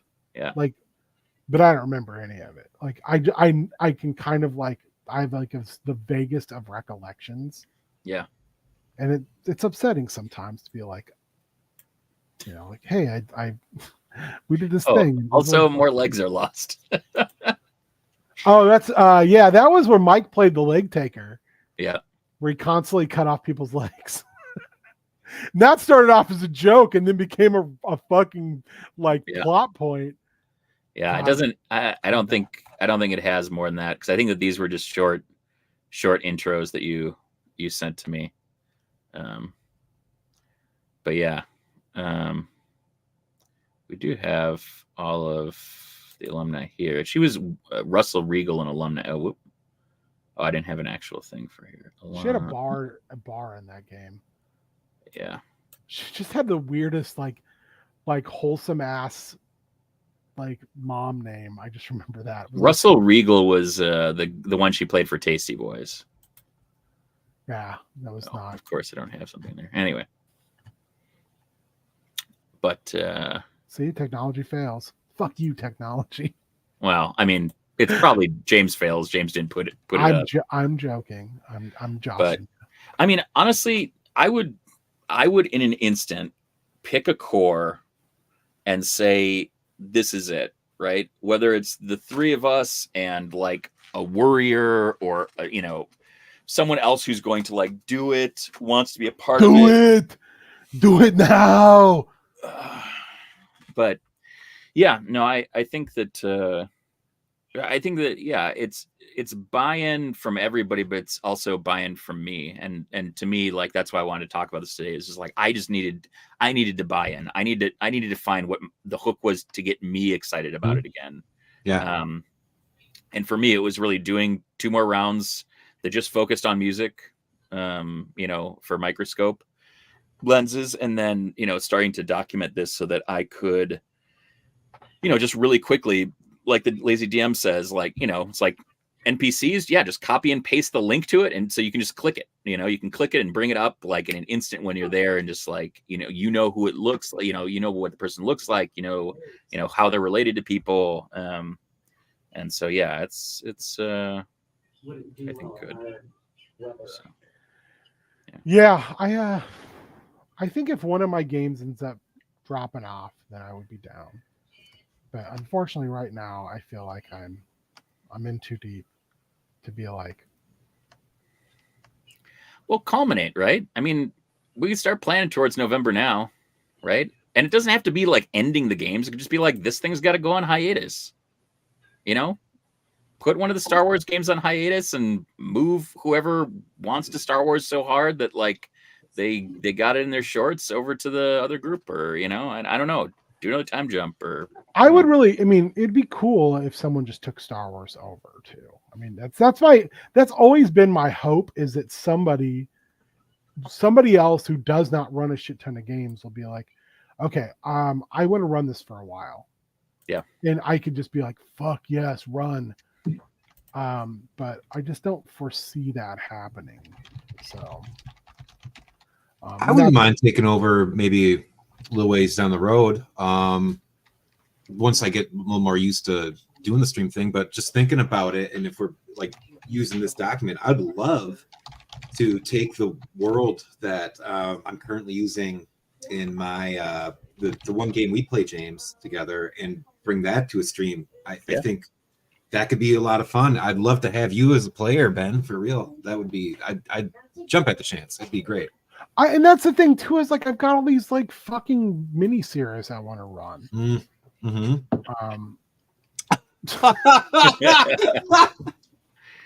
And I think that, God damn it, that in itself gets frustrating too, because like I've been talking about running a Hellboy game for Oh God, yeah, years, 2.5, 3 years now. Longer. I mean, basically since they announced it, you're like, as soon as we get this shit, we're fucking Hellboying. I haven't run a straight up horror game in a while, and I would really like to. I know Colin and I were talking about this. I have the Zone game, which is more like is more like Fiasco. It's a DMless game, so it's supposed to be kind of a one-shot game. I would love to run that, but again, it's finding time and finding players becomes such a difficult thing. And right now, especially with like I was just kind of like, oh, Chaos Scar. But at the same time, I have 3 players who are like, I could say, hey, do you want to do an extra one like tomorrow? And they would all 3 go, yeah, let me clear my schedule. Yeah. And I think like I feel very fortunate, like that Warrior played once and then all of a sudden was like, I'm fucking in. Because he's a completely different player than my other two players. And then, since I only have 3 players who want to play every single time, I always have an open slot. And with D&O, I don't have like an open slot, but I've had for a while this desire to have somebody come in and play a weapon, for at least some time, because it ties really well to like overall story, or things like that. Although I really wish sometimes I look at D&O and I'm like, I kind of wish D&O was just 4 people, but it's also not bad as 5. I don't know. Yeah. I think I'm just like slightly just unsure about like where I'm at running stuff right now. Yeah. Like I feel like games are going well, or as well as they can. I find myself constantly trying to figure out like what, for lack of a better term, like what am I doing? That's totally where I was honestly before I like said, guys, I need to do a microscope. I need to get my head around this world from a bard's point of view more. And it was so great because there was so much in the Drakewind Falls thing where it was about Horatio, like Nate's old character, the Thin Veil character, and like how this thing got set up. And I was like, oh God, I forgot about all that. I forgot that there was like a magical musical instrument. And I forgot that there was like this other, thing, this forge that like, I forgot, and then Joel added this amazing thing about like a 5-part harmony or something that like unlocked it. Like he just like, they populated this thing with things that were so rich that I just didn't have that in me at that point. Like I just couldn't make more stuff up that I felt would be tied into there. And it was, it was just, I just needed, I needed something in the tank, I got plenty left in the tank, John.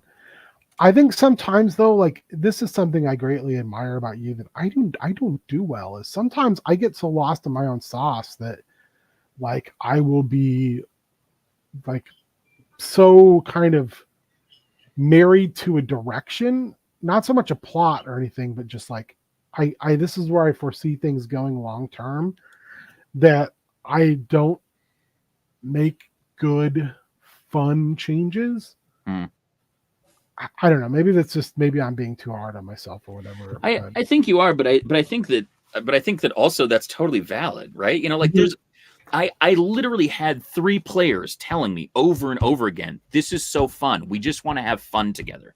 You don't need to do all of this. You don't need to worry about this. Every time we play, we have a great time. You're a great DM. But you can hear that so much, and it still doesn't make a difference if you're not feeling that way, right? Like if you're not feeling like you're having fun, like then other people's fun just feels muted, right? Because it shouldn't be like that. That's why, every single time when someone says, what are your hobbies or where you do that? It's all storytelling. Everything's storytelling. D&D, storytelling.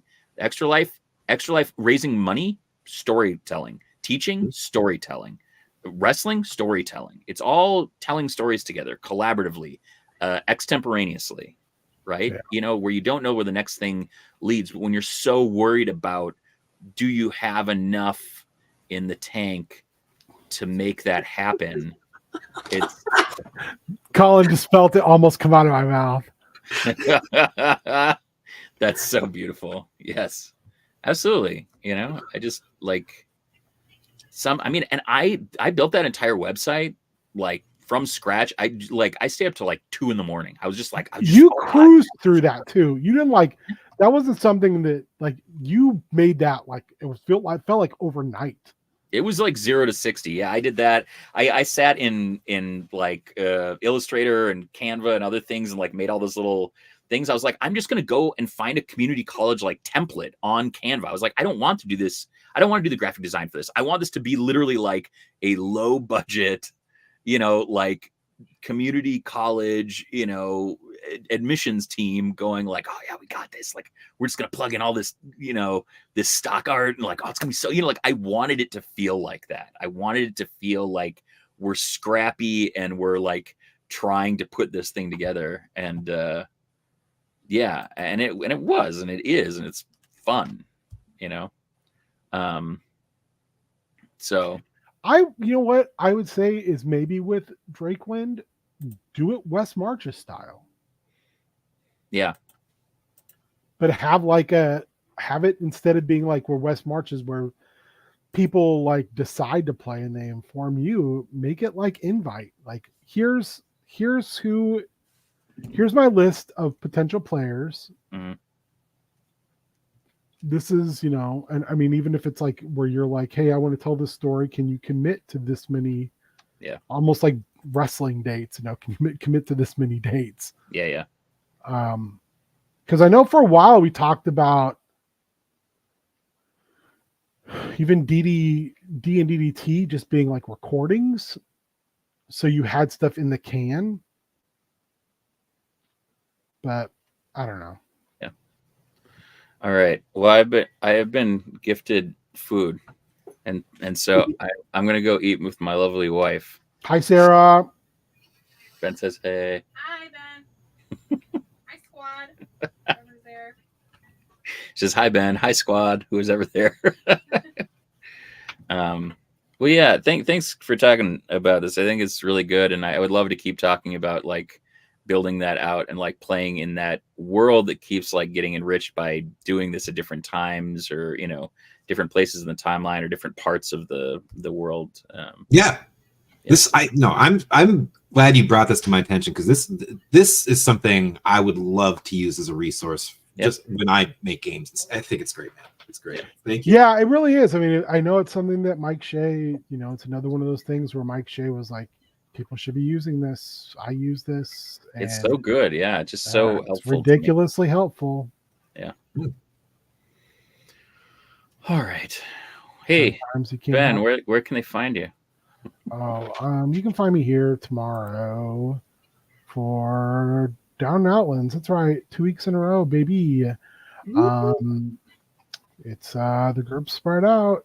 It should be, we're starting off. I can guarantee, I can tell you right now, the first thing we're going to do is it's going to be roll initiative. So if you want to see some fights, then Tuesday is, I believe possibly doing a makeup. Yeah, Makeup Man Tuesday. Makeup Man. And then Thursday, we're getting creepy with Creep 1 and 2. Yeah, time to spoop. And then Friday, holy shit, it's gonna be a busy week for me. Friday is Fang. Oh, I'll be out of town. So I will not be able. What Fang Gang. Oh, Fang Gang.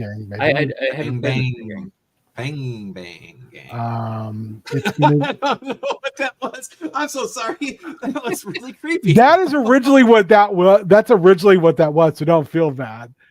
And then we were like, oh wait, that's got connotations. What are we saying? I know Doug's in, and I think when Doug's on, we just plan on murdering V-Bloods. So it'll be pretty. It should be. It'll be us killing bosses. That's kind of what Nice. we're doing. Doug's on, because that's all Doug wants to do.